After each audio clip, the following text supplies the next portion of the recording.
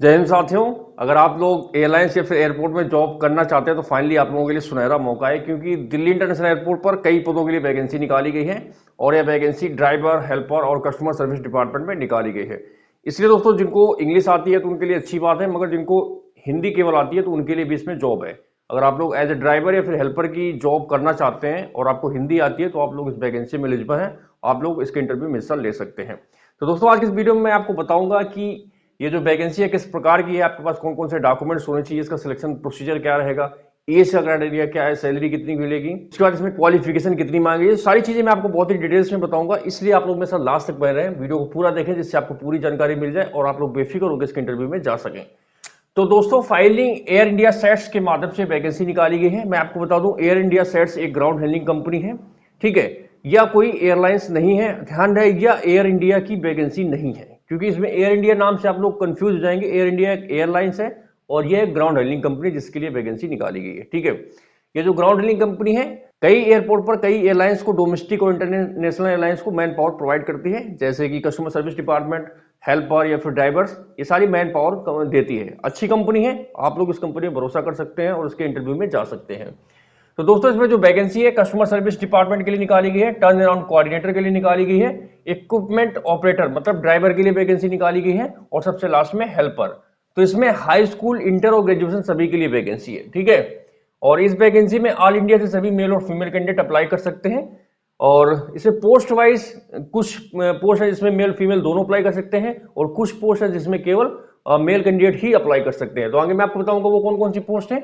और जो वैकेंसी है IGI international airport, Indira Gandhi international airport के लिए वैकेंसी निकाली गई है, ठीक है। और ये एक वॉक इंटरव्यू है, इसमें आपको पहले से कोई फॉर्म वगैरह भरकर कहीं नहीं भेजना है।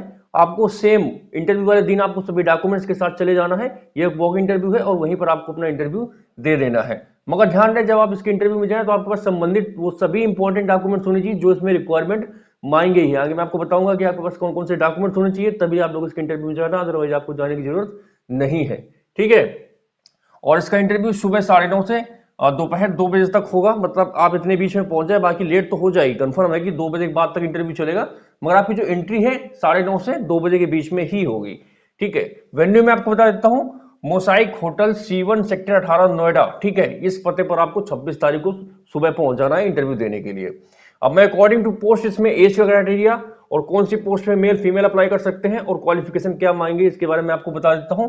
तो पहला पद है कस्टमर सर्विस एग्जीक्यूटिव, इसमें 18 से 27 साल, सभी कैटेगरी के लिए एज फिक्स है, इसमें किसी को कोई छूट नहीं मिलेगी, ठीक है। आप मेल है फीमेल है किसी भी कैटेगरी से आते हैं, इससे कोई फर्क नहीं पड़ता है, इसमें सभी के लिए 18 से 27 फिक्स है। आप इस क्राइटेरिया में आते हैं तो आप लोग इसके इंटरव्यू में जा सकते हैं। इसमें मेल और फीमेल सभी लोग अप्लाई कर सकते हैं। इसमें ग्रेजुएट और अंडर ग्रेजुएट, ठीक है, मतलब जिनका ग्रेजुएशन कंप्लीट हो गया वो तो अप्लाई कर ही सकते हैं, मगर जिनके ग्रेजुएशन का लास्ट सेमेस्टर चल रहा है, ठीक है, या फिर इन्होंने एग्जाम दे दिए हैं, रिजल्ट अवेटेड है, तो वो लोग इसमें जा सकते हैं। मतलब ये होगा कि इसमें डिग्री की आवश्यकता नहीं है, आपका जो सिलेक्शन है मार्कशीट के हिसाब से ही हो जाएगा, ठीक है। अगला पद है हेल्पर या लोडर, जिसको हम लोग कह सकते हैं। इसमें 18 से 25 साल एज का क्राइटेरिया रखा गया है। इसमें भी 18 से 25 फिक्स है, इसमें किसी को कोई छूट नहीं मिलेगी। इसमें केवल मेल अभ्यर्थी ही अप्लाई कर सकते हैं। इसमें 10th पास होना चाहिए आपकी क्वालिफिकेशन, ठीक है।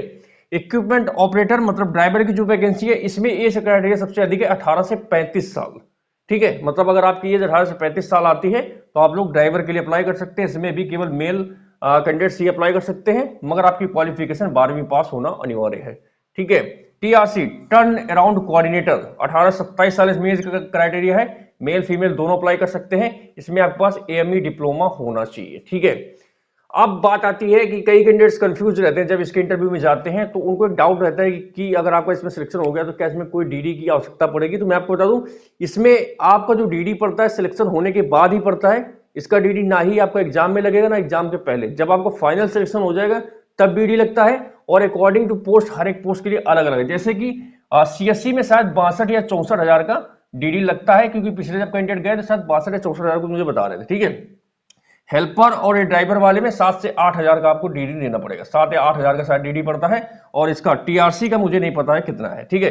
ये आपको जो अमाउंट है कंपनी के नाम का और सिलेक्शन होने के बाद ही देना है, पहले आपको कोई अमाउंट किसी को देने की आवश्यकता नहीं है। जब आप इंटरव्यू में जाएंगे आपका सिलेक्शन हो जाएगा, तो जब आपका वो लेटर मिलता है ज्वाइनिंग लेटर, तब वो आपको सारी डिटेल्स बता देंगे कि आपको कैसा डीडी कितने दिन में बनवा कैसे क्या देना है, ठीक है। तो अगर आप लोग ये डीडी पे कर सकते हैं तो ही आप लोग इसके इंटरव्यू में जाना, अदरवाइज आपको जाने की जरूरत नहीं है। ठीक है, थोड़ा सिलेक्शन प्रोसीजर की मैं बात बता दूं तो जो लोग सीएससी के लिए जाएंगे तो इसमें आपका पर्सनल इंटरव्यू होगा। पर्सनल इंटरव्यू में 2-3 राउंड होते हैं, जीडी और पर्सनल इंटरव्यू जो कुछ इंपॉर्टेंट क्वेश्चन होते हैं वो आपसे पूछे जाएंगे। तो जिन लोगों को बिल्कुल आइडिया नहीं है कि ग्राउंड स्टाफ या कस्टमर सर्विस एग्जीक्यूटिव इंटरव्यू में किस प्रकार के क्वेश्चन पूछे जाते हैं, तो आप लोग ये पीडीएफ देख सकते हैं। इस पीडीएफ में मैंने वो सारे क्वेश्चन पुट किए हैं जो एक ground staff customer service executive के इंटरव्यू में पूछे जाते हैं। तो आप लोग ये पीडीएफ ले सकते हैं। इसके लिए आपको ये जो नंबर दिख रहा है ना, इस नंबर पर 29 रुपीज पे करना है और इसी नंबर पर स्क्रीनशॉट भेज देना है। ठीक है, जैसे आप स्क्रीनशॉट भेज देंगे 29 रुपीज का, आपको ये पीडीएफ इसी नंबर पर मिल जाएगी। ध्यान रहे आप लोग इस नंबर पर सिर्फ और सिर्फ पीडीएफ के रिगार्डिंग ही मैसेज करें, इसके अलावा आप कोई भी मैसेज करेंगे आपको कोई रिप्लाई नहीं मिलेगा। ठीक है, इस चीज को ध्यान रखना। और ये नंबर पे कॉलिंग नंबर नहीं है। ठीक है, इस चीज को आप थोड़ा ध्यान रखना, फालतू अननेसेसरी मैसेज आप लोग इस नंबर पे ना करें। ठीक है, डॉक्यूमेंट्स की बात करें तो इसमें आपके पास आपका अपडेटेड रिज्यूम होना चाहिए। रिज्यूम में वो आपकी सारी इन्फॉर्मेशन होनी चाहिए जो आपसे रिलेट करती है, चाहे आपकी एजुकेशन क्वालिफिकेशन हो, आपका फैमिली बैकग्राउंड हो, आप कहाँ के रहने वाले हैं, आपके पास कोई अगर स्किल्स है या कोई एक्सपीरियंस है आप उसको मेंशन कर सकते हैं।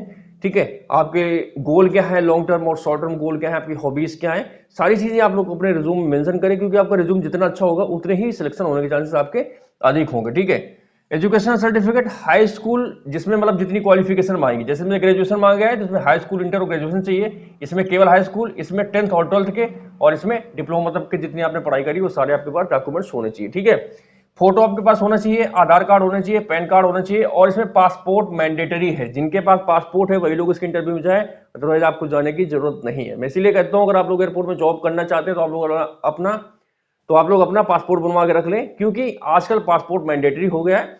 पासपोर्ट के बिहाफ पर आपका एयरपोर्ट पास जल्दी बन जाता है तो कंपनी आपकी ज्वाइनिंग जल्दी करा देती है। ठीक है, इसके पहले जो नोएडा इंटरनेशनल एयरपोर्ट के लिए वैकेंसी निकाली गई थी शायद उसमें पासपोर्ट मैंडेटरी नहीं था, क्योंकि अभी वो एयरपोर्ट स्टार्ट होने में टाइम है। मगर जो दिल्ली एयरपोर्ट है यहाँ पे तुरंत ज्वाइनिंग हो जाएगी आपकी, इसलिए इनको पासपोर्ट चाहिए। अगर आपके पास पासपोर्ट है तो आप इसमें तुरंत जाके ज्वाइनिंग कर सकते हैं। ठीक है, सैलरी की बात करें तो इसमें हर एक पोस्ट में अलग अलग होती है।